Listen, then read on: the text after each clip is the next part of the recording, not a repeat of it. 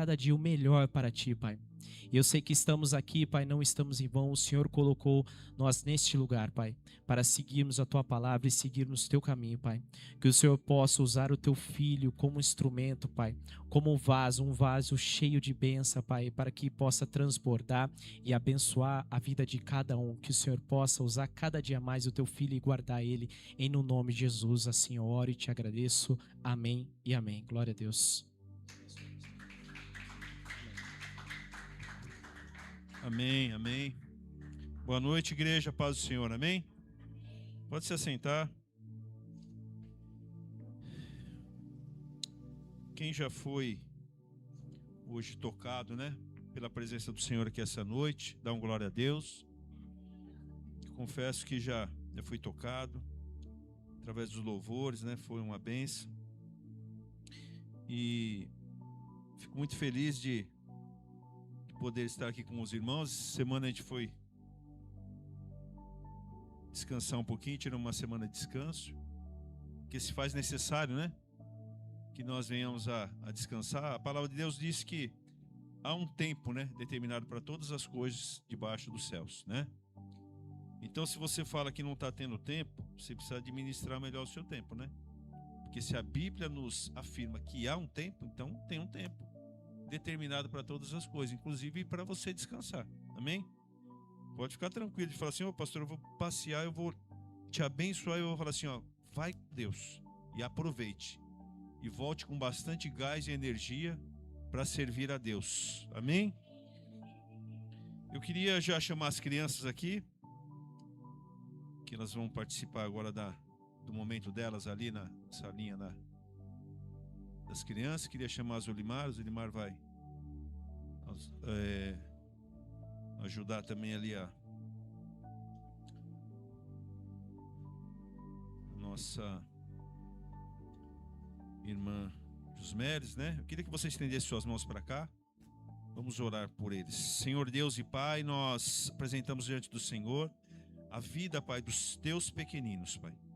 Que o Senhor possa, Pai, em nome de Jesus, usar a Jusmere, Pai, que o Senhor possa usar a Zulimar, Pai, para entregar a estas crianças, Pai, o conhecimento da Tua palavra. Nós estamos aqui, Pai, com um compromisso contigo, Pai, de ensinar essas crianças no caminho ao qual elas devem andar. Que o Senhor, então, Pai, capacite, Pai, as Tuas professoras e que o Senhor abra o entendimento das nossas crianças. Essa é a minha oração em nome de Jesus. Amém. Amém. Meus amados, e eu queria já que você abrisse o seu texto bíblico aí, que está lá em Josué, no capítulo 7. Você que achar textos, fique de pé para a leitura da palavra, amém? Josué, capítulo 7. A partir do verso 1, nós vamos fazer a leitura, amém? Nós estamos iniciando no domingo, você que está nos acompanhando pelo YouTube, nós estamos inaugurando esse domingo, iniciando os nossos 6 dias de clamor. Nós fizemos 6 dias no início do ano, para os 6 meses, primeiros 6 meses, e agora estamos fazendo clamor para mais 6 meses que estão por findar esse ano de 2026. E eu creio que se você se posicionar e se colocar numa posição de comprometimento com esses dias, eu creio que Deus vai agir em seu favor, amém? Josué 7, a partir do verso 1. Mas os filhos de Israel foram infiéis em relação às coisas condenadas, porque Acã, filho de Carmi, filho de Zebdi, filho de Zera, da tribo de Judá, pegou para si uma parte das coisas condenadas, e a ira do Senhor se acendeu contra os filhos de Israel. Josué enviou alguns homens de Jericó até a cidade de Ai, que está junto a Bet-Aven, a leste de Betel, e lhes falou dizendo: vão e espiem a terra. Os homens foram e espiaram a cidade. E voltaram a Josué e lhe disseram: não é necessário que vá todo o povo. Bastam uns 2 ou 3 mil homens para atacar a cidade de Ai. Não fatigue ali todo o povo, porque são poucos os inimigos. Assim, apenas uns 3 mil homens do povo foram até lá, os quais fugiram diante dos homens da cidade de Ai. Os homens dali mataram uns 36 deles e perseguiram os outros desde o portão da cidade até as pedreiras, e os derrotaram na descida. E o coração do povo se derreteu e se tornou como água.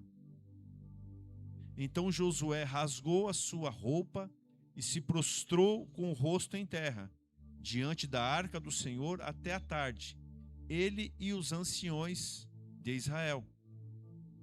E puseram pó sobre a cabeça.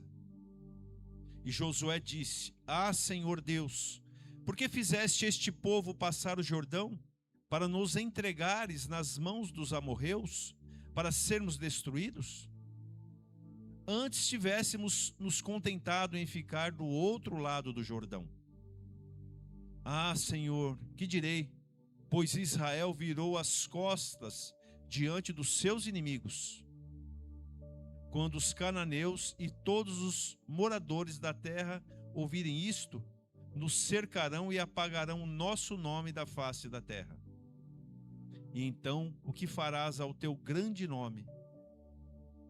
Então o Senhor disse a Josué: Levante-se, porque você está assim prostrado sobre o seu rosto? Israel pecou, quebraram a minha aliança, aquilo que eu lhes havia ordenado, pois tomaram das coisas condenadas. Furtaram, mentiram e até debaixo da sua bagagem o puseram. Por isso os filhos de Israel não puderam resistir aos seus inimigos. Viraram as costas diante deles, porque Israel está condenado à destruição. Não continuarei com vocês, se não eliminarem do meio de vocês a coisa roubada. Levante-se, santifique o povo e diga: santifiquem-se para amanhã, porque assim diz o Senhor, o Deus de Israel: há coisas condenadas no meio de vocês, ó Israel. Vocês não poderão resistir aos seus inimigos, enquanto não eliminarem do meio de vocês as coisas condenadas. Amém? Até aí. Pode se assentar.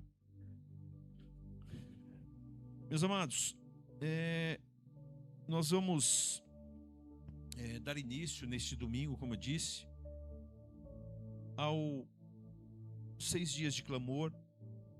E esse ano nós colocamos como tema para este ano, para a nossa igreja aqui,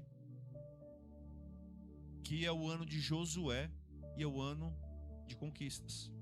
Nós acabamos de ouvir o testemunho do Daniel, né, sobre o que Deus fez por esses dias na vida dele. Mas eu que acompanho a vida do Daniel e da Muriele, eu tenho visto que Deus tem feito muito mais, né, Dan? Muito mais, né? Deus tem realizado milagres no meio desta igreja, no meio do povo que aqui se encontra nessa igreja. Deus tem feito milagres na minha vida e eu creio que Ele vai continuar fazendo.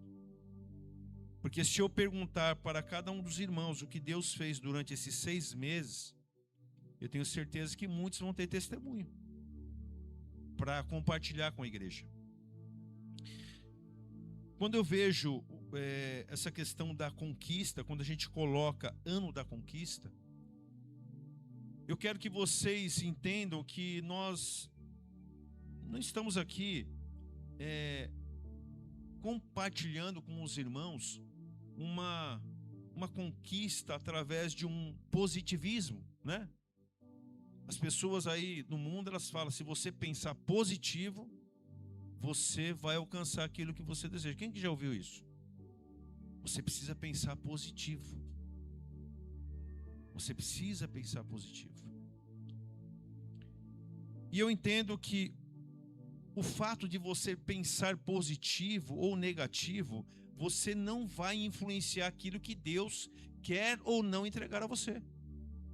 Porque o nosso Deus, ele não é movido pelo seu positivismo. O nosso Deus, ele é movido pelo nosso comportamento, pela nossa conduta de vida diante o quê? Diante da palavra. Deus não vai se mover porque você pensa positivo ou porque você pensa negativo. Isso não é um start para Deus.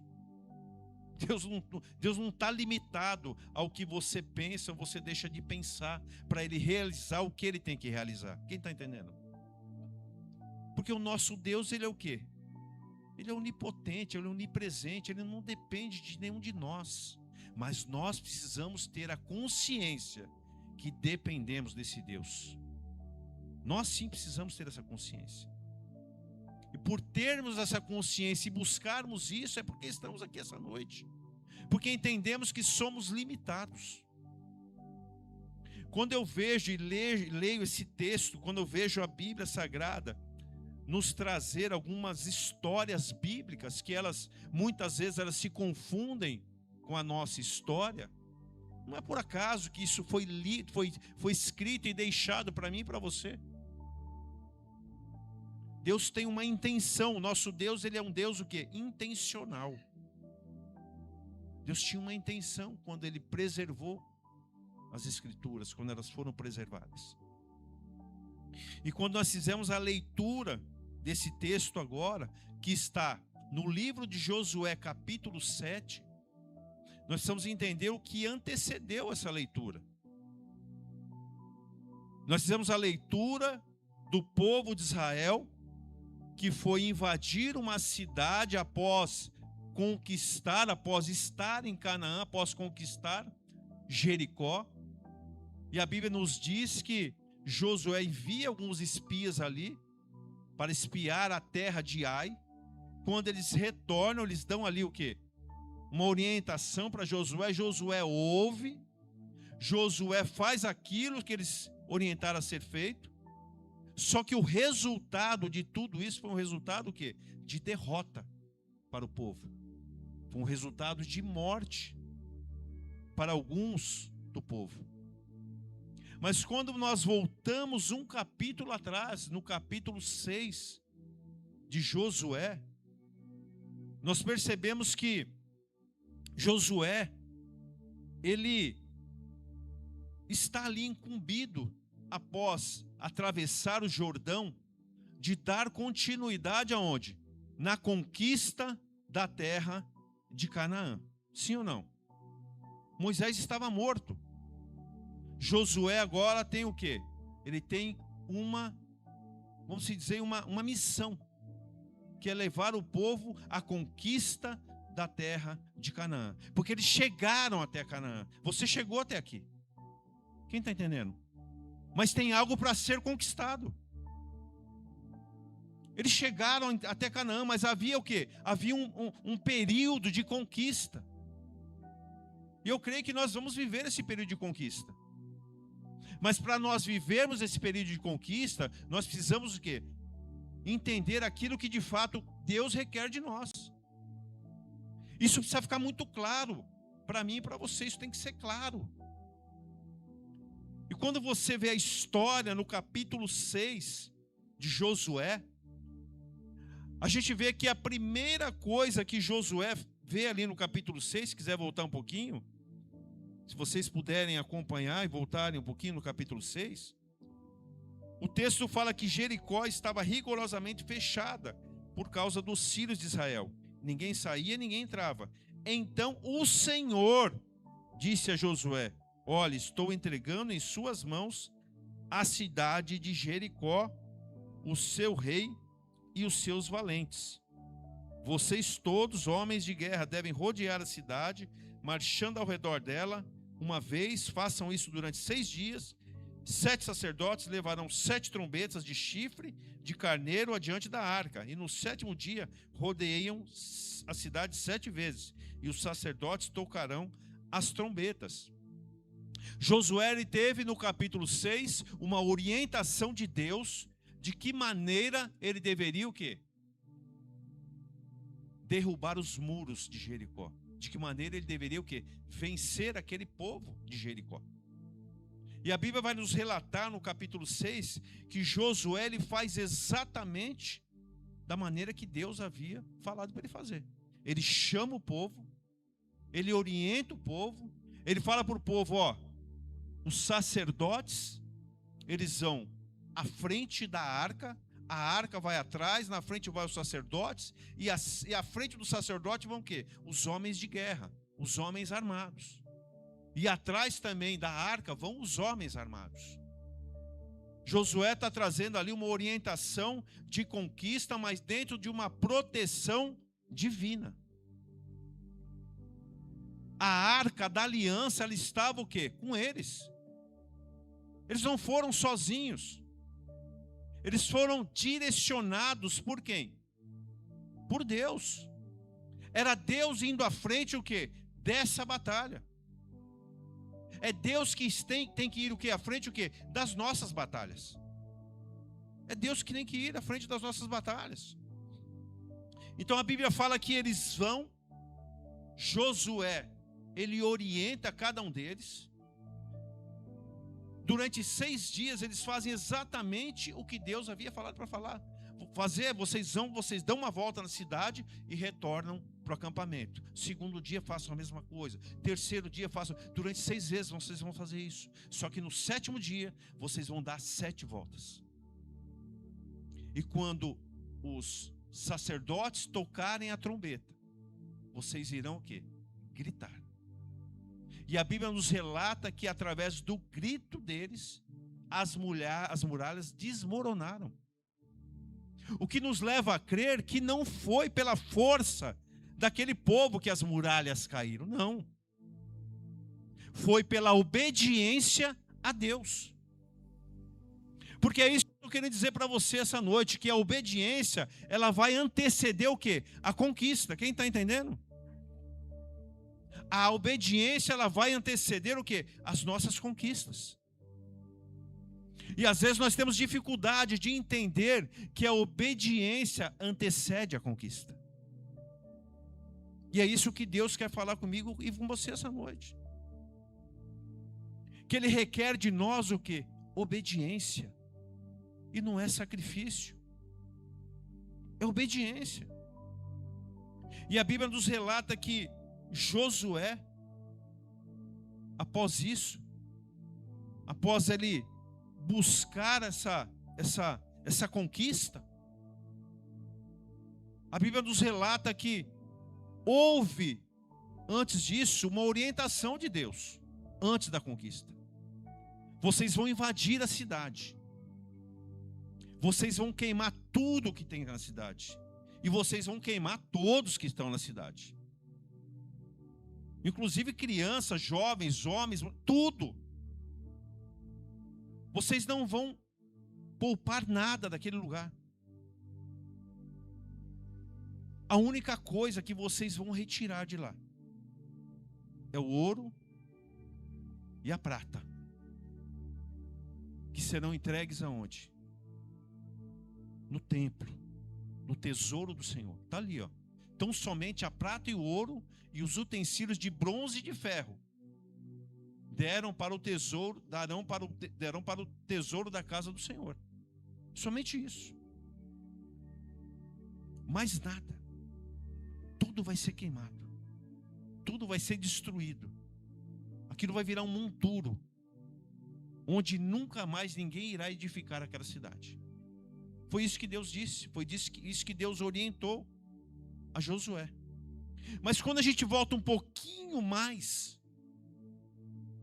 antes dessa conquista, é perceptível que Josué, ele fez o quê? Toda uma preparação. No capítulo 5 você vai ver isso.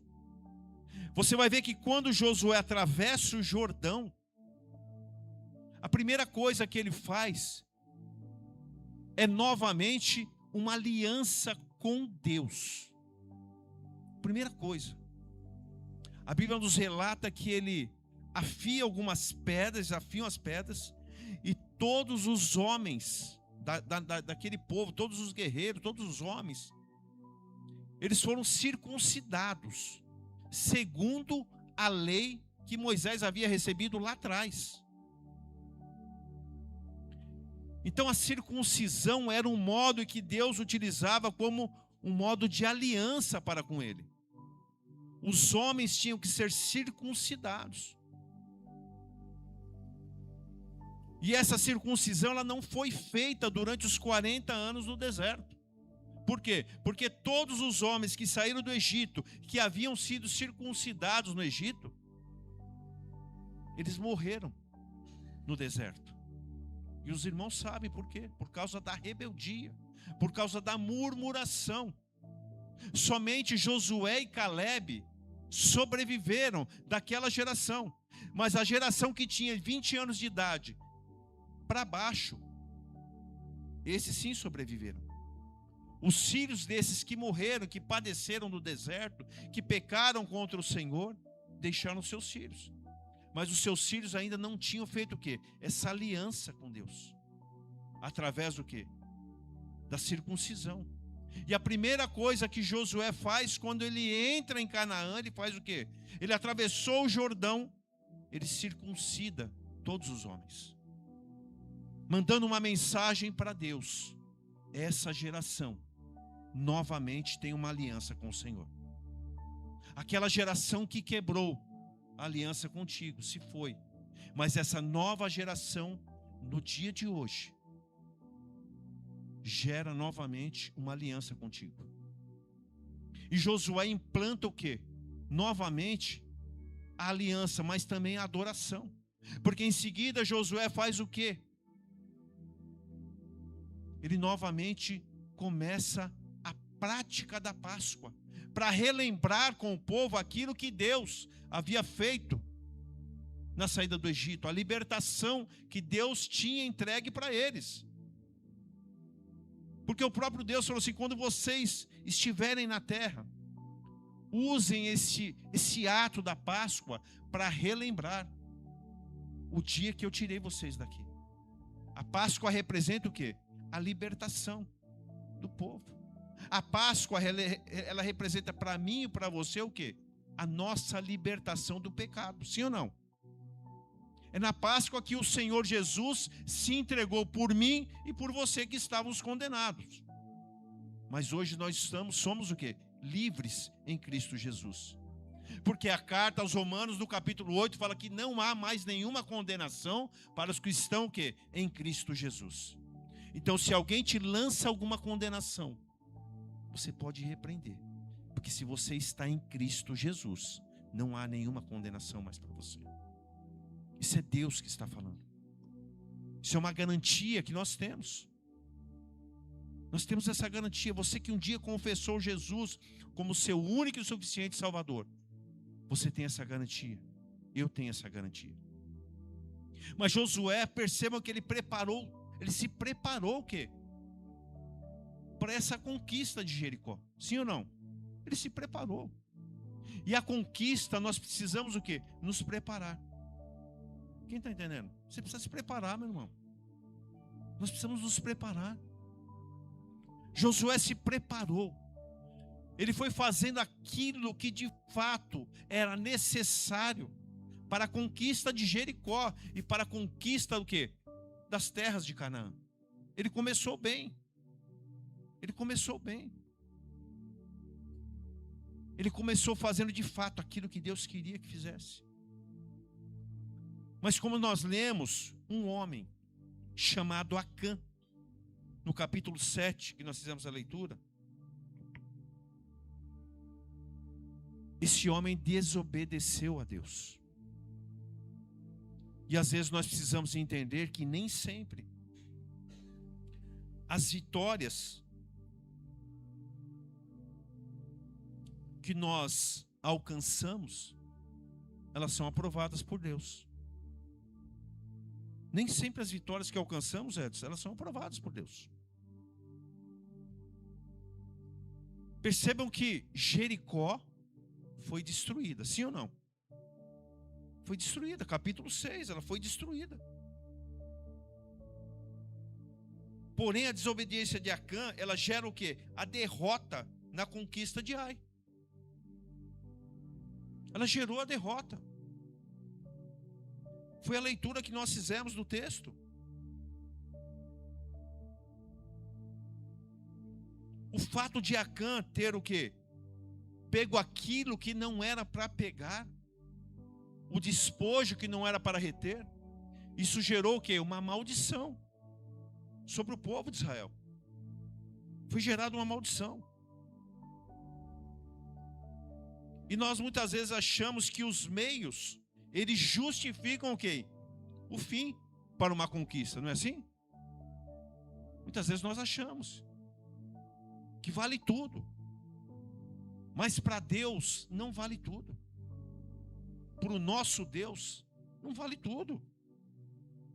Nós precisamos buscar as conquistas dentro o quê? Das regras e éticas humanas, mas principalmente dentro dos princípios o quê? Da palavra. Principalmente dentro dos princípios da palavra. Às vezes nós, muitas vezes como cristãos, nós entramos em disputas no próprio mundo ao qual nós estamos o que estabelecidos hoje, sim ou não? Nós somos cidadãos do céu vivendo onde? Na terra. E às vezes nós nos desapercebemos disso, que somos cidadãos dos céus.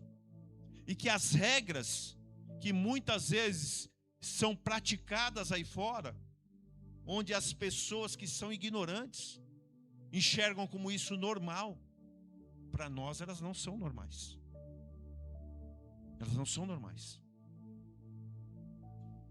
Porque nós vamos ser julgados segundo ao conhecimento que temos. A Bíblia fala, inclusive, que Deus não leva em conta o quê? O nosso tempo de ignorância. Não leva em conta o nosso tempo de ignorância. Mas eu tenho certeza que hoje cada um de vocês aqui já não é mais ignorante em relação ao que é pecado e ao que não é pecado. Porque o pecado é tudo aquilo que vai contra o quê? Contra a lei de Deus. Tudo aquilo que vai contra a lei de Deus, para nós é pecado. Então, para nós que somos salvos, para nós que somos separados, os meios, eles não justificam os fins. É por isso que a nossa batalha de conquista ela é um pouco mais dura. Ela é um pouco mais difícil. Mas nós estamos firmando as nossas conquistas na rocha e não na areia. Nós estamos firmando as nossas conquistas na rocha e não na areia. Muitas pessoas conquistam, mas não conseguem manter aquilo que conquistaram. Mas quando você conquista dentro das regras humanas e espirituais, dificilmente essas conquistas elas vão ser arrancadas de você. Porque você seguiu a regra da terra, mas também seguiu a regra do céu. Então, para nós que somos crentes em Jesus Cristo, a nossa conquista, dentro do processo de conquista, não pode envolver para nós mentira, engano, cobiça. Será que alguma dessas coisas você já se apercebeu que as pessoas aí fora fazem ou não? Sim ou não? Não tem pessoas que mentem aí fora para pegar o cargo do outro, para ela subir? Sim ou não? Não tem pessoas que fazem isso?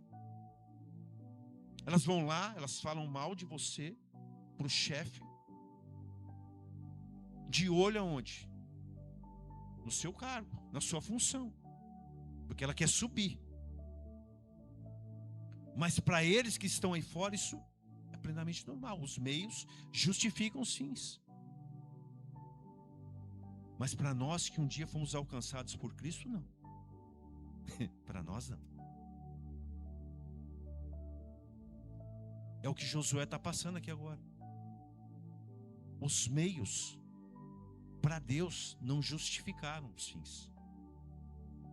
aquilo que Acã fez durante o processo da conquista não justificou o quê? A vitória. Não justificou. E é perceptível que somente um homem, o pecado de um homem, de Acã, ele trouxe tantos malefícios para um povo. Sim ou não? Ele não trouxe malefício somente para ele, não. Porque aquilo que nós fazemos, e principalmente quando estamos à frente de algo, nós que servimos a Deus, isso não afeta somente nós, mas afeta as pessoas que estão em nosso entorno. Afetam as pessoas que estão ao nosso entorno. O seu testemunho afeta as pessoas que estão no seu entorno. Afeta. A sua desobediência, muitas vezes, a minha desobediência, afetam as pessoas que estão no nosso entorno. Quantos pais de família, por causa da cobiça, destroem a família? Porque aquilo vai afetando o quê? A família. Pessoas que projetam uma vida, um ganho de sucesso fácil, um dinheiro fácil. E muitos aí, às vezes, até apostam, ficam viciados em apostas.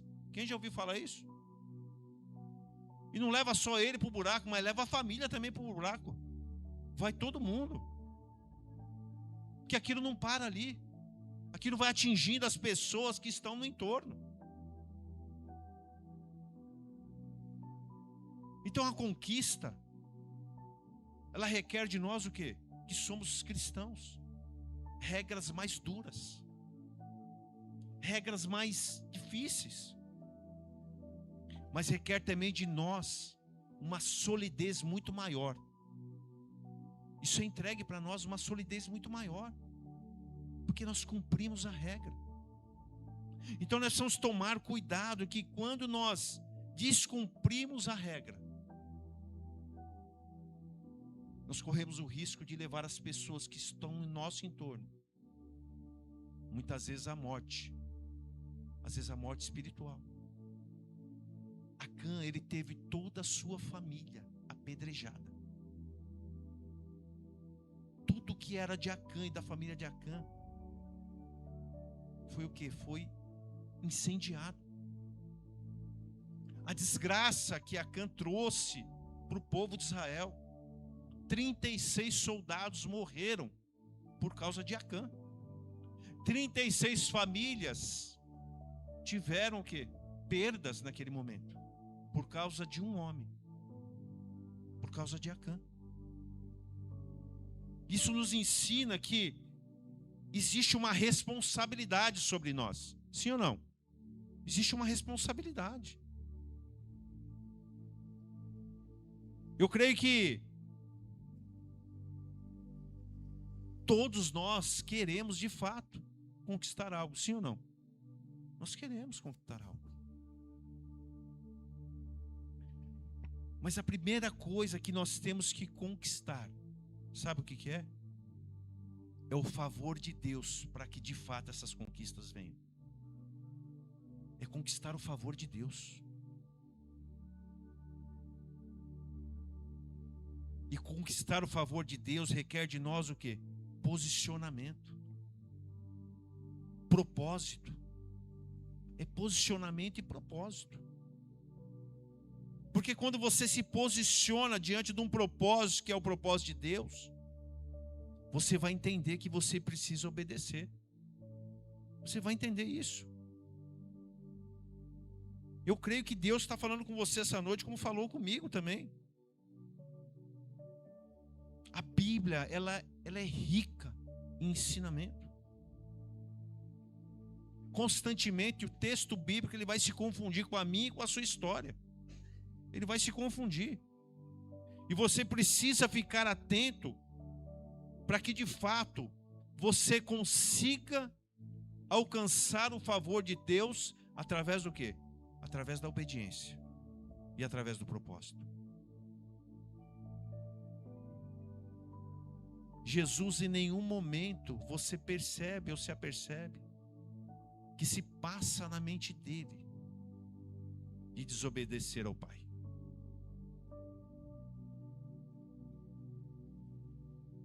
Ele até pede ao Pai: se possível, afasta de mim esse cálice. Mas se não, que seja feito o quê? A tua vontade.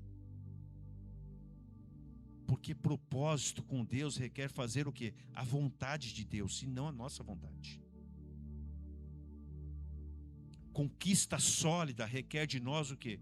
Fazer a vontade de Deus, e não a nossa vontade.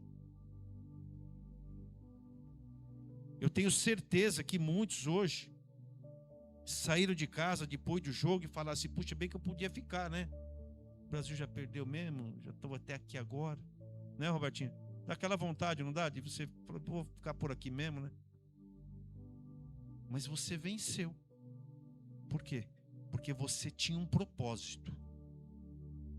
Você tinha um propósito. Porque conquista, ela está ligada de fato a propósito. Quem não tem propósito não vislumbra a conquista. Nós precisamos ter propósito. Porque a Bíblia fala que a coroa está reservada para quem? Para aqueles que permanecerem o quê? Até o final. Para aqueles que têm o quê? Propósito. A conquista da coroa não é para qualquer um, é para aqueles que permanecerem até o final.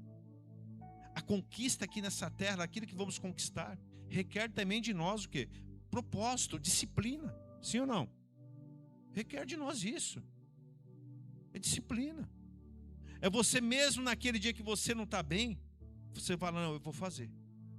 E no outro dia que você também não está bem, vou continuar fazendo. Puxa, mas eu não estou bem, mas eu vou para a igreja. Ah, hoje eu estou bem, eu vou. Amanhã não amanhece, mas eu vou do mesmo jeito. Porque eu tenho um propósito. Então não são as circunstâncias que mudam o quê? O propósito. Percebam que quando Josué, ele ouve aqueles homens que foram agora, porque a primeira vez os espias foram também vigiar ali a cidade de Jericó. Eles foram também, foram 2 espias. Mas percebam que Josué, ele não deu crédito 100% para quem foi. Ele deu crédito para a voz de Deus.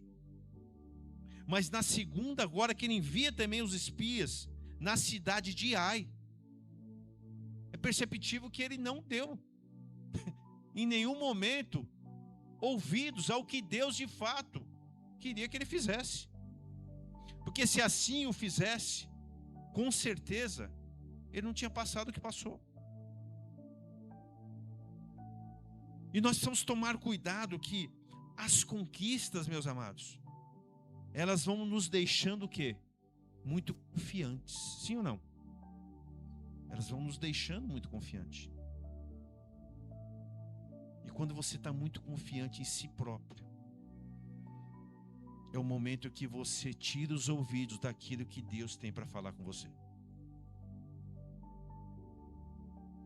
E geralmente é isso que acontece. Mas eu tenho certeza que você vai sair daqui essa noite entendendo que à medida que as conquistas estarão chegando até você, você deve ficar mais atento e mais próximo de Deus e não mais longe dele. Porque quem entregou essa conquista foi Ele para você. E é Ele que pode cuidar disso. Porque você ser fiel quando está tudo bem é bom, mas quando está tudo ruim, as coisas se tornam mais difíceis. E vice-versa também. Tem pessoas que elas são muito fiéis quando as coisas estão ruins, mas se tornam infiéis quando está tudo bem.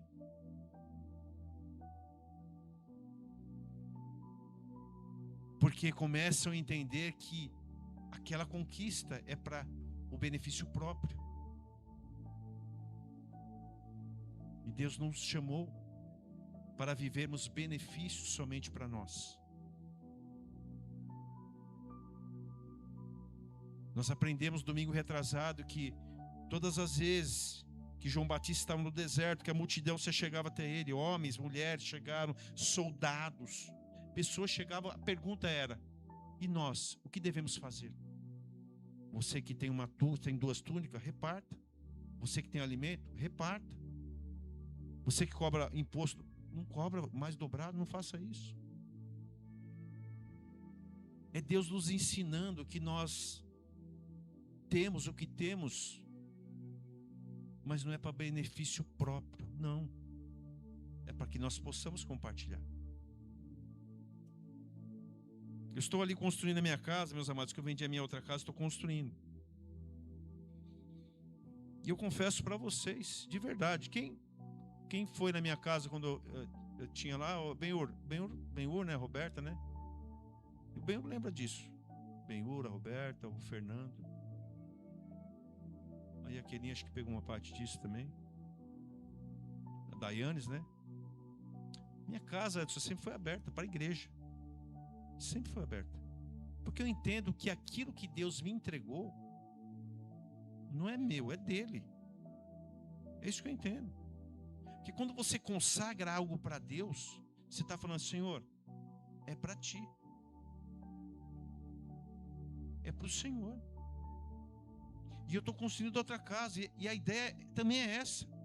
Nós temos um ambiente onde aquilo que Deus nos dá, nós possamos o quê? Compartilhar. Como a Samara disse aqui esses dias, que ela está doida para fazer bolo, Edson, de novo, para chamar os irmãos. É gostoso, irmão, porque assim, eu não compro carne, os irmãos que trazem a carne, entendeu? Eu só dou a casa. Então já alivia, né, irmã? Fala, cada um traz 1 quilo, né, Benhor? Aí é bom que eu não preciso comprar carne, né, Roberta? Já dá uma aliviada, né? Né, o Geraldo? O Geraldo ia bastante também, né, Geraldo? Jogar bola lá, né? Então, quando Deus te entrega, você precisa entender que é para você compartilhar. Até os dons que Deus nos dá. A Bíblia nos fala que o quê? É para edificação própria? Não. É para edificação de quem? Não é da igreja? Se o Benhur recebeu o que recebeu para tocar a guitarra, não é para ele se tornar soberbo, não. É para a edificação da igreja. Porque o que nós recebemos é para o outro. E às vezes nós fazemos ao contrário. Quando nós conquistamos, nós queremos o quê? Limitar aqueles que estão no nosso entorno para que eles não compartilhem disso. Mas nós precisamos ter esse entendimento. Precisamos compartilhar. Tem gente que odeia a gente na casa dele, mas adora estar na casa do outro. Quem já conheceu gente assim? Ô irmão, você precisa me convidar para o churrasco. Aí você convida. Daqui a pouco o cara de novo. Você precisa me convidar. Já conheceu gente assim? Você convida. Mas você nunca vê ele fazer um convite e falar: vamos na minha casa comer um churrasco. Porque ele não quer que o seu filho vá lá, suje o sofá dele, que suja a casa. Mas ele quer ir na casa do outro, sujar a casa do outro, né? Então nós precisamos entender isso como povo de Deus. Deus, Ele quer nos abençoar. Mas Deus tem um cuidado com quem? Com os filhos dele. Deus tem um cuidado com cada um de nós. Então não pense que aquilo que você vai conquistar é somente para o seu benefício. Mas é para o benefício do outro, é para o benefício do próximo também. E quando eu vejo aqui em Provérbios 3:5, o texto fala assim: confie no Senhor de todo o seu coração e não se apoie no seu próprio entendimento. Reconheça o Senhor em todos os seus caminhos e Ele endireitará as suas veredas. Perceba que Josué, nesse momento, um guerreiro, ele ouviu o quê? Os homens que vieram trazer ali o relatório do que estava acontecendo. Eles falaram: você não precisa mandar todo mundo, não. Manda 3.000 homens, é o suficiente. Tá ganho, tá conquistado, não precisa de muita gente, não. Tá tudo certo. Não vai ter, os inimigos são poucos. Fique tranquilo, Pode mandar 3.000 homens que vai dar tudo certo. E Josué ouviu aquela conversa. E mandou 3.000 homens. Dos 3.000 eles saíram correndo. O povo de Ai colocou eles para correr, matou ainda 36 deles.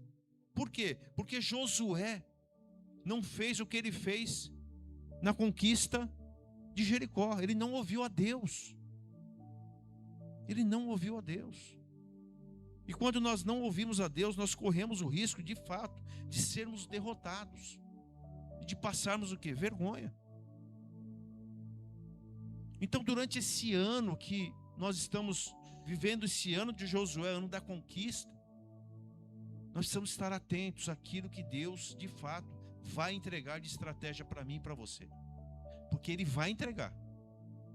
Ele vai entregar as estratégias. Então não confie em estratégias humanas, confie nas estratégias de Deus. Esses dias a gente estava orando e pedindo algumas coisas para Deus, nós com o conselho da igreja. E eu fui no churrasco na casa da pastora Muriel, que não é sempre que ela convida, mas quando ela convida eu não falto, né? Né, Dan? Aí eu não faltei. Aí o Benhur estava lá, a Robertinha, né, Roberta? E Deus usou a Roberta para falar com a gente ali. Porque quando você está antenado naquilo que você tem conversado com Deus, Deus vai usar alguém para falar com você. Ou Deus vai usar uma situação para te mostrar a direção. Mas por quê? Porque você está ligado, você está antenado. Você está em espírito com Deus, você está ali, você sabe o que você quer, você tem ali um projeto que você está no seu coração. Mas para que ele saia do seu coração e da sua mente e se torne uma realidade, você precisa buscar em Deus uma confirmação. Porque a Bíblia diz que o coração do homem, ele é o quê? Ele é enganoso, sim ou não? Ele é enganoso. Ora quer, ora não quer. Ora está tudo bem, ora não está bem. Ora as emoções estão boas, ora as emoções não estão boas. Mas aquilo que vem do céu, aquilo parece que entra e arranca aquilo do seu coração. E aquilo começa a ser colocado em prática. E quando aquilo vem de fato confirmado por Deus, aquilo vai te trazer paz, vai te trazer tranquilidade, vai te trazer vitória. É isso que acontece. E eu agradeço, viu, Robertinha? Obrigado. Que aquele dia você só trouxe uma confirmação daquilo que nós temos buscado. E eu glorifico a Deus por isso. Porque eu vejo o cuidado de Deus sobre a igreja dele, sobre o povo dele. É isso que Deus tem feito aqui. Deus tem cuidado de nós. Deus tem cuidado de nós aqui. Percebam que no capítulo 7, no verso 11 a 12, você vê que acontece algo que Deus deixa muito explícito para Josué. Muito explícito. Aliás, um pouquinho antes, Josué vai fazer o que? Vai reclamar para Deus. Não é isso? Um pouquinho antes ele reclama para Deus. Acho que no verso 7, no capítulo 7, verso 7. Josué vai lançar sobre Deus a culpa da derrota sobre Ai. Porque às vezes nós fazemos isso. Quando o resultado é positivo, nós comemoramos. Mas quando é negativo, aí nós vamos cobrar de Deus por que deu errado. Sem perguntar para Deus se de fato era para ter sido feito aquilo. Eu queria abrir um parênteses aqui. Eu estava esses dias lá onde eu fui viajar. Aí tinha uma moça aqui do meu lado assim. Um casal, uma menininha. E até tem um pouquinho, está dentro daquilo que nós estamos aqui conversando, dentro daquilo que eu estou ministrando. E a moça começou a falar para ele assim, para o marido: eu estou cansado de falar para você. Você fica se ajuntando com pessoas que Deus já falou para você não se ajuntar. Você tem ouvido a voz de Deus? É por isso que você está passando por que está passando. E a mulher começou ali o Edson, lapada no cara. Uma lapada. Viu, Dan? Lapada. E o cara assim... Ele estava louco para falar, mas ela vinha com a palavra. Porque a palavra ela tem autoridade, né? E ela vinha, toma. E o cara foi murchando, Roberto. E eu acho que ele foi entendendo, né? Foi murchando e ela toma e bateu e eu aqui. Porque as coisas de Deus a gente fica ouvindo, né? Fica meio ligado, né? E bateu nele. E às vezes a gente apanha com a palavra porque a gente é desobediente. A gente se envolve com coisa que não é para se envolver.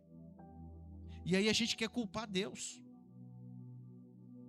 Foi o que o Josué falou: Senhor, antes nós tivéssemos ficado lá do outro lado do Jordão, o Senhor traz a gente aqui para morrer?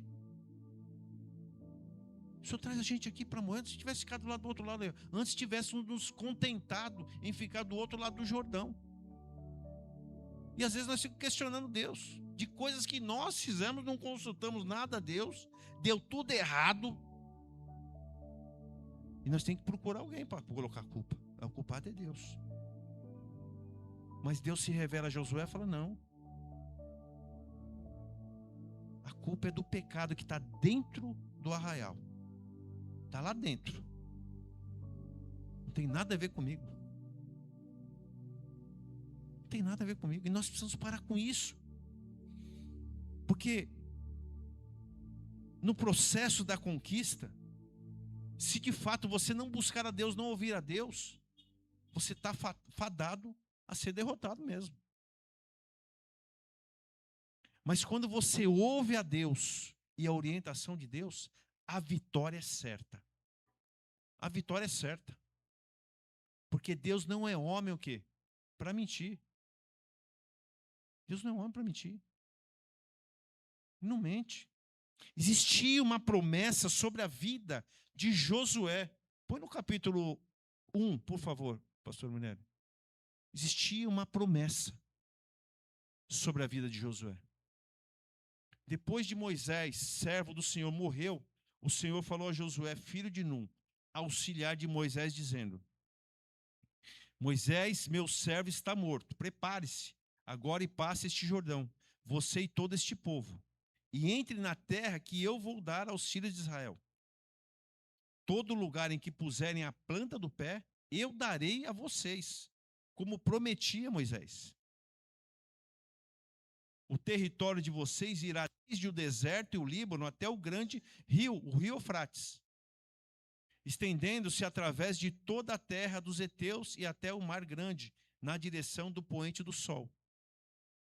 Ninguém poderá resistir a você todos os dias da sua vida. E assim como estive com Moisés, estarei com você. Não o deixarei, nem o abandonarei. Existia uma promessa, sim ou não?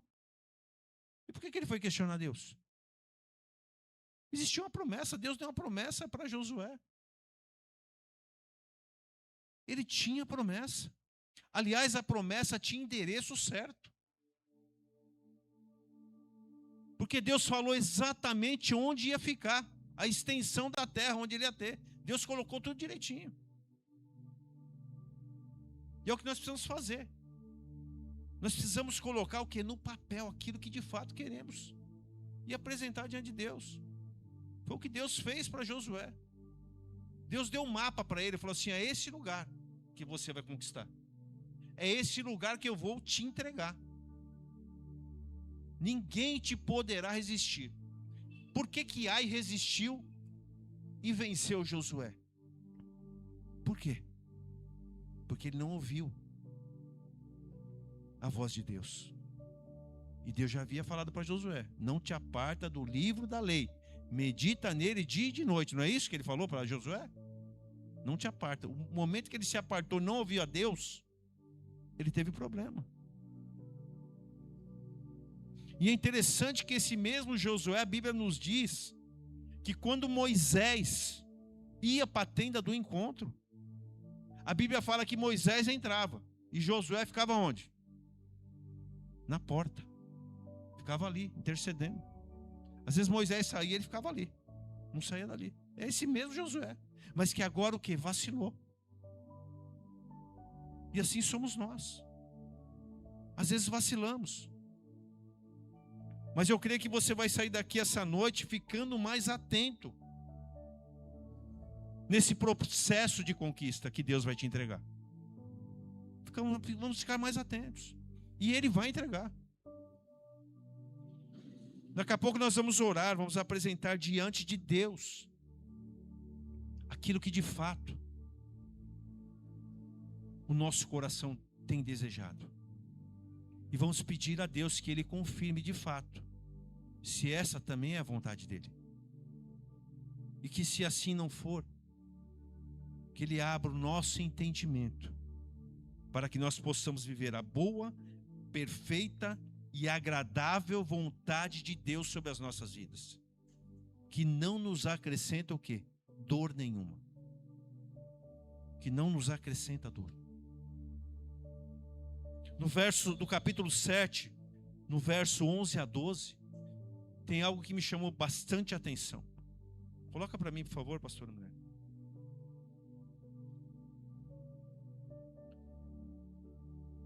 (11 a 12), no capítulo 7. Israel pecou, quebraram a minha aliança e aquilo que eu lhes havia ordenado, pois tomaram das coisas condenadas. Furtaram, mentiram e até debaixo da sua bagagem o puseram. Por isso os filhos de Israel não puderam resistir aos seus inimigos. Viraram as costas diante deles, porque Israel está condenado à destruição. Não continuarei com vocês, se não eliminarem do meio de vocês a coisa roubada.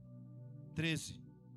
Levante-se, santifique-se o povo, e diga: santifique-se para amanhã, porque assim diz o Senhor, o Deus de Israel: há coisas condenadas no meio de vocês, ó Israel. Deus falou duas coisas, inclusive no capítulo, verso 12, que foi feito. Ele falou que eles furtaram e que eles fizeram o quê? Roubaram. Então Acã furtou e Acã o que? Fez o quê? Roubou. E lá no capítulo 6, no verso 18, para linkar com isso que nós lemos, Deus orientou a Josué: quanto a vocês, cuidem para não ficar com nenhuma das coisas condenadas, para não acontecer que depois de as terem condenado, vocês as tomem para si. Neste caso, tornariam maldito o arraial de Israel e trariam confusão a ele. Porém, toda a prata, ouro e utensílios de bronze e de ferro são consagrados ao Senhor e irão para o seu tesouro. Então ele furtou o quê? Acã? A capa que ele achou bonita. Mas ele roubou o quê? De Deus: o ouro, a prata e o bronze. Ele roubou o ouro, a prata e o bronze. Roubou de quem? De Deus. Porque aquilo era para quem? Para Deus. Aí você vai me perguntar: mas Deus está preocupado com ouro, com prata, com bronze?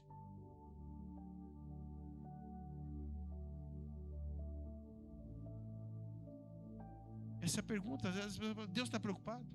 Tem gente que é a mesma coisa, na hora de ofertar, dizimar, fica preocupado. Será que Deus está preocupado com a minha oferta? Com o meu dízimo? Mas lá está dizendo que ia para quê? Para o seu tesouro, sim ou não? Então era de Deus. Então aquilo que é de Deus, você tem que entregar para Deus. E aquilo que é seu, é seu. Muitas vezes nós, na hora de ofertarmos e dizimarmos, nós roubamos o quê? A Deus. Malaquias fala isso, sim ou não? E nós não entendemos porque não conquistamos. Porque retemos aquilo que não é para reter. E nós não podemos reter aquilo que não é nosso. Nós precisamos entregar a Deus aquilo que é de Deus. Lá em Malaquias, capítulo 3, verso 8, fala assim: será que alguém pode roubar a Deus? Mas vocês estão me roubando. E ainda perguntam: Em que te roubamos? Nos dízimos e nas ofertas. Com maldição vocês são amaldiçoados, porque estão me roubando. Vocês, a nação toda. Tragam todos os dízimos à casa do tesouro, para que haja mantimento na minha casa. Ponham-me à prova nisto. Nisto o quê? No momento da oferta. Me coloque à prova nisso, nos valores. Me coloque à prova nisso. Diz o Senhor dos Exércitos: se eu não lhes abrir as janelas do céu e não derramar sobre vocês bênçãos sem medidas. Então Deus está falando o quê? Que Acã roubou a Deus. Ele roubou a Deus. Ele furtou a estola. Mas o roubo, ele roubou quem? A Deus, porque era para Deus. E é por isso que quando no momento de conquistar Ai, eles são o quê? Derrotados. E é por isso que nós precisamos vigiar também na nossa vida financeira. Porque a nossa fidelidade financeira com Deus, ela reverbera para nós também em o quê? Em conquistas. Porque aquilo que você semeia é aquilo que você vai colher. Quem está entendendo? É assim que funciona. Provérbios 11, verso 24. Uns dão com generosidade e têm cada vez mais. Outros retêm mais do que é justo e acabam o quê? Na pobreza. É Provérbios falando isso. Então que nós possamos durante esse ano, esse segundo semestre de ano, aprender que Deus requer de nós, antes da conquista, obediência. Quem está entendendo o que foi ministrado aqui essa noite?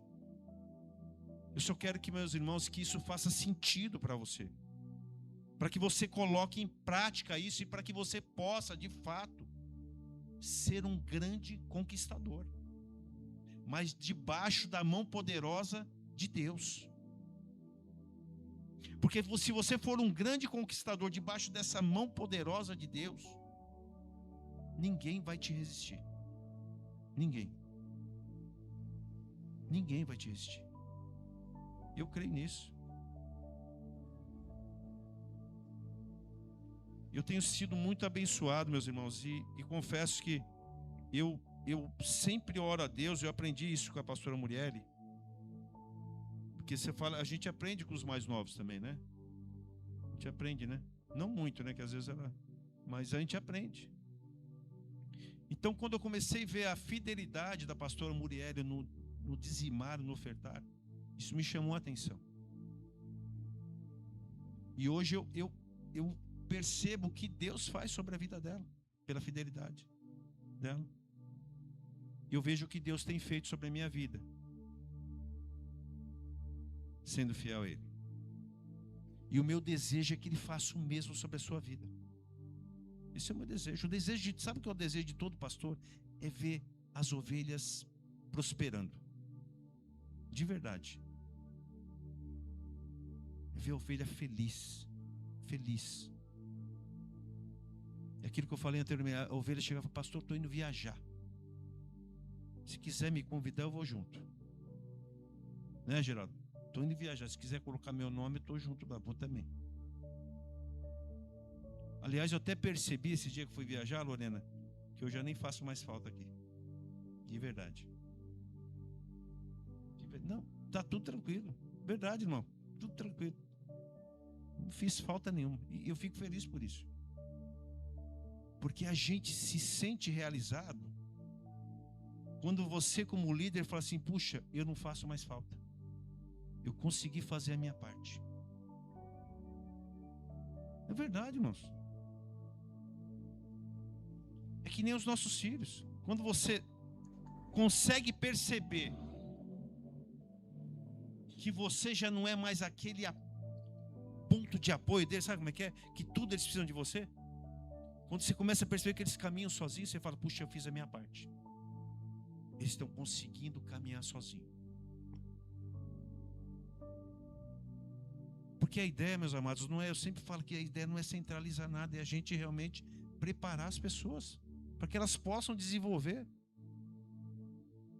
É isso que a gente precisa. É isso que Jesus fez. Jesus, quando ele é morto, ao terceiro dia ele ressuscita, ele fica 40 dias com os discípulos. Mas depois dos 40 dias ele fala assim, ó, eu estou indo preparar morada para vocês. Estou indo preparar morada. Agora vocês vão e pregam o evangelho. Jerusalém, Judéia, Samaria, até os confins da terra. Já preparei vocês. Minha parte eu já fiz.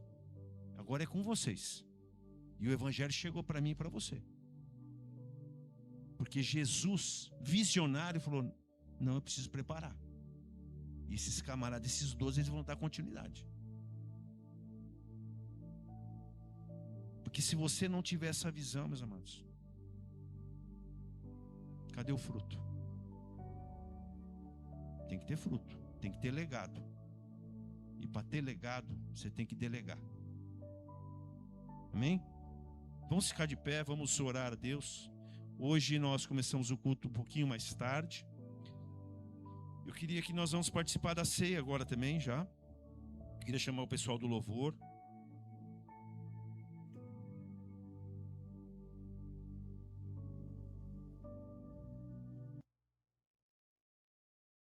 Queria chamar já a missionária Samara, pastora Muriele. Eu queria já que você colocasse, abrisse a sua Bíblia.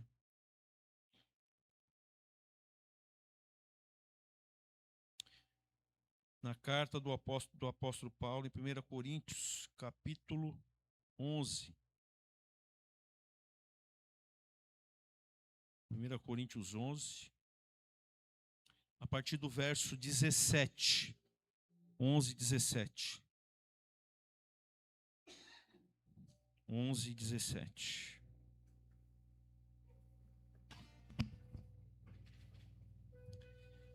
Mas nisto que agora prescrevo, não posso elogiá-los, porque vocês se reúnem não para melhor, e sim para pior.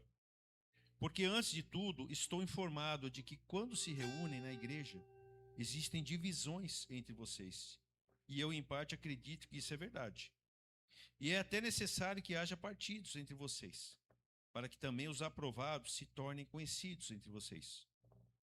Quando, pois, se reúnem no mesmo lugar, não é a ceia do Senhor que vocês comem, porque quando comem, cada um toma antecipadamente a sua própria ceia, e enquanto um fica com fome, o outro fica embriagado.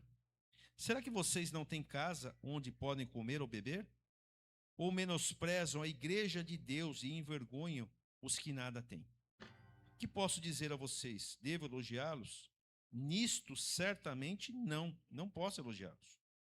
Aí o apóstolo Paulo agora inicia, porque eu recebi do Senhor, o que também lhes entreguei, que o Senhor Jesus, na noite em que foi traído, pegou um pão, e tendo dado graças, o partiu e disse, isto é o meu corpo, que é dado por vocês. Façam isto em memória de mim. E do mesmo modo, depois de ceiar, pegou também o cálice, dizendo, este cálice é a nova aliança no meu sangue. Façam isto todas as vezes que o beberem, em memória de mim. Porque todas as vezes que comerem este pão e beberem o cálice, vocês anunciam a morte do Senhor até que ele venha. Por isso, aquele que comer o pão ou beber o cálice do Senhor indignamente será réu do corpo e do sangue do Senhor. E que cada um examine a si mesmo, e assim coma o pão e beba o cálice. Pois quem come e bebe sem discernir o corpo, come e bebe juízo para si. Amém? Meus amados, por que eu li todo esse texto, toda essa passagem? Geralmente a gente não faz a leitura toda desse texto. Porque o que me chama a atenção é quando o apóstolo, ele fala, no 27, por isso aquele que comer o pão ou beber o cálice do Senhor indignamente será réu do corpo e do sangue do Senhor. E quando a gente fala de comer indignamente, eu já vi muita gente pregando que é para aquele que está cometeu alguma situação durante a semana, não é para participar do corpo, porque está indigno. E se eu perguntar aqui quem que é digno, ninguém vai comer a ceia. Ninguém vai tomar o cálice, ninguém vai comer o pão. Estou mentindo ou não? Quem que seria digno? Porque a Bíblia diz que quando Deus olha para este mundo, fala que ele não achou ninguém digno. Tanto é que ele teve que fazer o quê? Nascer de uma virgem, aquele que de fato seria digno. Sim ou não? Foi Jesus. É o único que era digno. Porque não viu ninguém que não tinha pecado, porque todos pecaram. Romanos fala isso. Romanos 3:3. Todos pecaram. E destituídos foram o quê? Da graça, do favor de Deus, da presença de Deus. Mas Jesus, ele vem e muda esse quadro. Então a ceia, ela não é um rito onde, eu já falei isso, vou falar de novo e sempre vou repetir, não é um momento em que se separa o santo do pecador. Nunca foi por isso. A indignidade que está sendo falada aqui é sobre o contexto que nós lemos. É sobre o contexto, porque eles comiam, bebiam, mas tratavam a ceia não como de fato ela tem que ser tratada. Que é para trazer à memória o quê? A morte, o sacrifício e a redenção. É isso que ele está falando. O texto está falando sobre isso. Não está falando quem é digno e quem não é digno. Está falando do modo em que eles estavam ceiando naquela igreja de Coríntios. Era isso que estava acontecendo. A indignidade estava ali. Uns comiam, outros não comiam. Um ficava bêbado. Não foi o que nós lemos? Sim ou não? Foi feita a leitura aqui. A Bíblia fala que o povo perece porque lhe falta o quê? Conhecimento. Sim ou não? Falta conhecimento. Eu acabei de falar Romanos 8. Já não há nenhuma condenação para os que estão o quê? Em Cristo Jesus. O texto fala assim que nós devemos avaliar nós mesmos. Pedir perdão a Deus. Mas o texto fala assim, faça tudo isso e coma. Faça tudo isso e coma. Eu já tive pessoas que vieram falar comigo e falaram, ai pastor, mas o meu marido, ele não é batizado, por isso que eu não tomo a ceia. O que tem a ver o seu marido com você? Você está posicionada? Você tem buscado a Deus? Você tem uma vida reta com Deus? Então participe. Porque a salvação ela é individual. A salvação ela é individual. Aqui nós não somos uma igreja, né, da porta aberta, né, que pode tudo, não. Nós procuramos ser uma igreja bíblica, que ensina. Tem que ensinar. Porque está cheio de lugar aí que tem muita religiosidade e pouca santidade. É muita religiosidade. É calça, é saia lá no pé, é não sei o quê, mas quando você olha para o fruto, é daquele jeito. É que nem os fariseus. Colocavam o quê? Fardos pesados sobre o povo. Mas eles mesmos não queriam saber de nada. Não faziam nada daquilo. Pregavam, mas não viviam. Então a ceia é um momento em que ela representa a nossa comunhão. É um momento de comunhão. É por isso que o apóstolo Paulo está falando que cada um comia, bebia, não havia comunhão. Tinha gente que saía sem comer. Eles encaravam a ceia do Senhor como se fosse uma bandalheira, de forma indigna. Mas nós sabemos que este é o momento em que nós trazemos à memória aquilo que de fato nos dá esperança. A morte e a ressurreição, porque Ele vive. E porque Ele vive, eu posso o quê? Crer no amanhã. Amém? Amém. Vamos participar da ceia, vamos ter um momento de comunhão. Você que é batizado, você que um dia se posicionou e está em comunhão com a igreja, você participe. Participe, não deixe de participar. Participe. Jesus fala assim que aquele que não comer da minha carne e não beber do meu sangue não tem parte comigo. Não sou eu que estou falando, é Jesus falando. Porque às vezes você vai pensar que é o pastor que está falando, não, é Jesus que falou. E se ele falou, eu não tenho nenhum receio de falar. Eu não tenho nenhuma dificuldade de falar, porque ele já falou. Então eu não tenho dificuldade de falar isso. Queria pegar o pão. Vamos orar pelo pão. Estenda tuas mãos para cá. Senhor Deus, nós te apresentamos este pão, Senhor, que nós vamos tomar posse, que será o seu corpo, em memória daquilo que foi feito na cruz, onde a tua carne foi moída em favor dos nossos pecados no nosso lugar, Pai. Nós te agradecemos essa rica oportunidade. Amém. Glória a Deus. Pegue o seu pão e aguardem uns pelos outros. Amém?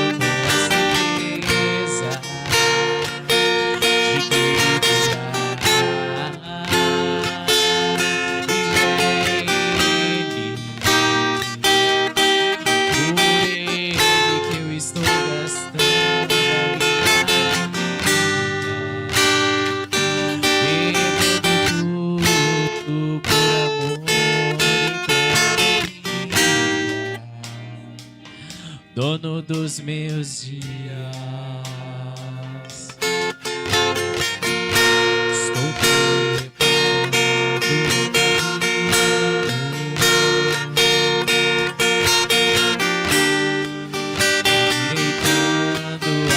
as veredas e cada vez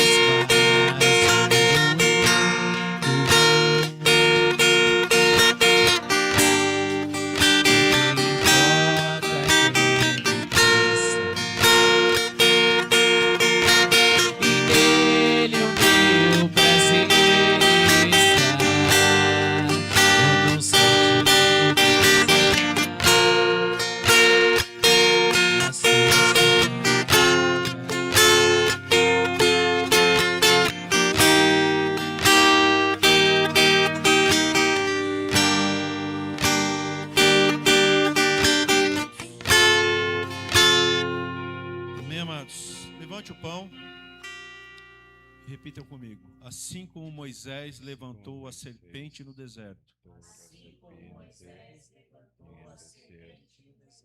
assim importa que o Filho do Homem seja levantado, para que todo aquele que nele crê não pereça, mas tenha a vida eterna. Participamos todos, amém? Isso. Glória a Deus.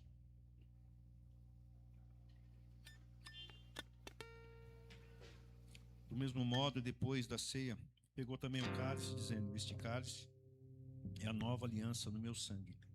Façam isto todas as vezes que o beberem em memória de mim. Vamos orar. Senhor Deus e Pai, aqui está, Senhor, esse suco que representa, ó Pai, esse ato de grande amor que o Senhor teve por nós, ó Pai. Mesmo nós não merecemos, ó Pai, o Senhor fez e pagou um alto preço, Pai.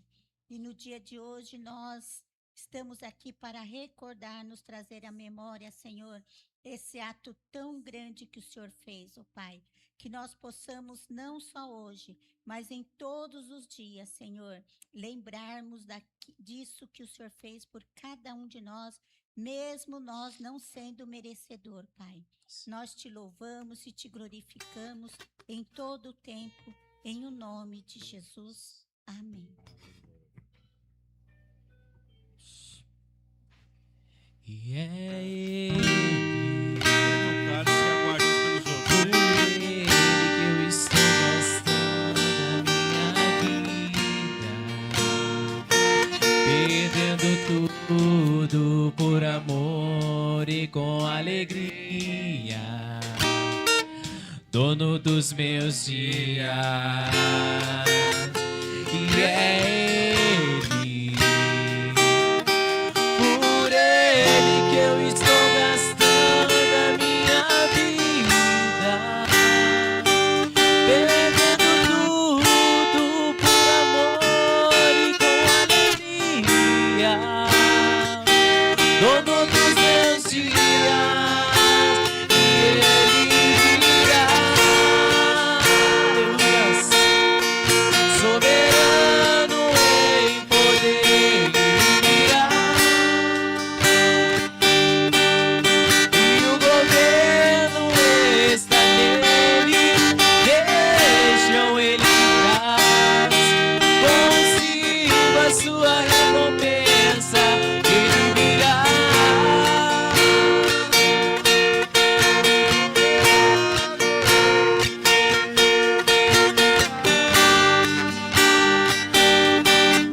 e o governo está nele. Vejam, Ele traz consigo a sua recompensa. E é Ele,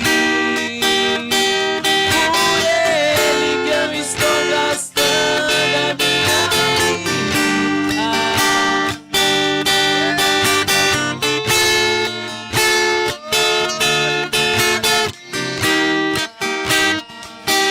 Dono dos meus dias, e Ele virá, soberano em poder, Ele virá, e o governo está nele. Vejam, Ele traz consigo a sua recompensa. Amém, amados. Glória a Deus. Repita comigo. Porque Deus amou o mundo de tal maneira Que Deus amou o mundo de tal maneira que deu o seu Filho unigênito, que deu seu Filho unigênito, para que todo aquele que nele crê para que todo aquele que nele crê não pereça, Não pereça, mas tenha a vida eterna. mas tenha a vida eterna. vida eterna. Bebamos todos, amém? Amém. Estamos tendo um momento de oração agora, meus amados. Presente diante de Deus a sua vida, a sua família, durante o louvor, hein? Estou preparando o caminho,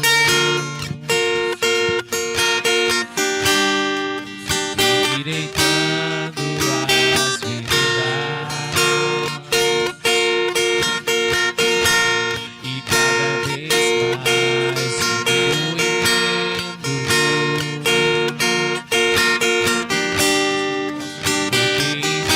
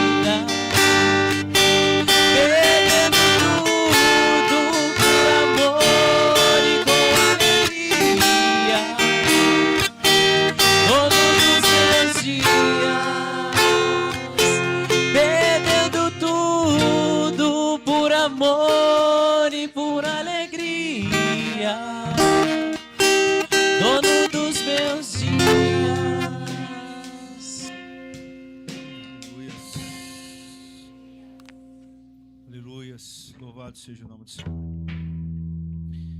Eu creio que essa noite foi uma noite que Deus falou com você. E eu creio que nós sempre temos uma oportunidade, né? Deus é um Deus de oportunidades. Deus nos dá oportunidades. E como o tema hoje é a obediência, ela sempre vai anteceder as nossas conquistas. Se você ainda não foi obediente o suficiente a Deus para entregar a sua vida para Jesus, essa noite, você que num dia não entregou ainda a sua vida, você toma essa decisão. Esse é o melhor momento para a sua vida. Então, se você ainda não reconheceu Jesus como seu único e suficiente Salvador, esse é o momento. Tem alguém que ainda não aceitou Jesus aqui, que não teve essa experiência ainda e deseja? Amém? Todos, né? Vamos orar, agradecer a Deus, pedir ao Senhor que Ele nos leve agora em segurança para os nossos lares, que Ele nos guarde, que Ele abra o nosso entendimento durante essa semana na palavra que foi ministrada, que nós possamos não ser somente ouvintes, mas praticantes dessa palavra, amém? Vamos ficar de pé. Senhor Deus e Pai, nós estamos aqui, Pai, gratos por tudo que o Senhor realizou aqui no nosso meio esta noite, Pai. Eu coloco diante de Ti, Pai, a vida daqueles que aqui estão, Pai, que o Senhor possa, Pai, em nome de Jesus, abrir o entendimento dos Teus filhos, Pai, para que eles possam entender, Pai, que toda e qualquer conquista, ela requer de nós obediência, Pai, a Ti, Pai. Nós queremos, Pai, que as nossas conquistas sejam firmadas na rocha, Pai, para que não venha qualquer tipo de tempestade e venham derrubar as nossas conquistas, Pai. Que o Senhor possa, Pai, em nome de Jesus, levar agora a Tua igreja, o Teu povo em paz, Pai, para os seus lares. Que o Senhor dê uma noite de sono abençoada para os Teus filhos, Pai. Uma semana, Pai, abençoada. Que o Senhor abra portas para onde não há. Os Teus filhos estão aqui nesse primeiro dia de clamor, Pai. Eu creio que muitos deles vão, a partir desta noite, assumir um propósito contigo de estar aqui durante 6 dias, Pai. E o Senhor sabe o desejo do coração de cada um dos Teus filhos. Nós sabemos que isso é um ato de fé, Pai.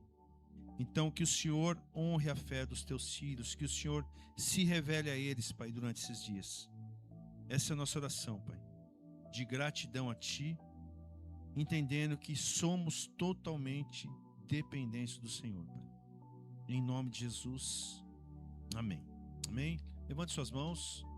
Amanhã nós esperamos você aqui, você que também está nos assistindo. Eu creio que Deus vai falar com você, amém? Que o amor do Pai, a graça do Filho e a consolação do Espírito Santo de Deus estejam sobre a minha vida, sobre a tua vida e sobre a vida de toda a tua parentela. A igreja diz: amém. Deus abençoe a sua vida em nome de Jesus.